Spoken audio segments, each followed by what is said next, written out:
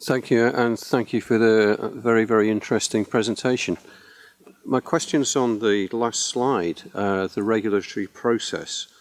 And correct me if I'm wrong, I think what you're indicating is that there's a review clause in Resolution A491, which in 2026 will require the start of that review to start.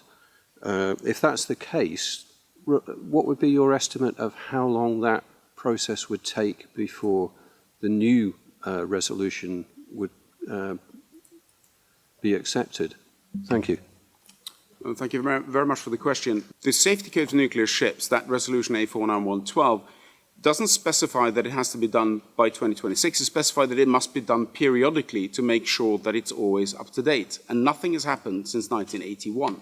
We're now 42 years overdue on a service on this particular resolution. So our aim is to have the technical background work that is required in order to understand what needs to be done to bring this up to date, what the gaps are in effect between the current standards here at the IMO and of course the current standards at the IEA and what's anticipated to come, and to get that ready for member states then to work with.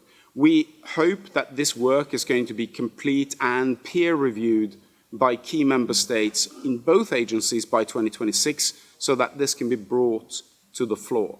The workings of the bureaucracy after that is not one that we have any influence over or have any ways to drive forward in a particular way, but we are here to support that. If we can get these technical updates, which is effectively what they are, this is not some new thing that's being introduced, it's merely a bringing up to date of current codes with technology and licensing regimes available today. We believe that there is a chance that we might have this ready for the first prototyping and commercialization of these types of solutions by the end of this decade, potentially in the early part of next decade. But the faster the better, if that's at all possible.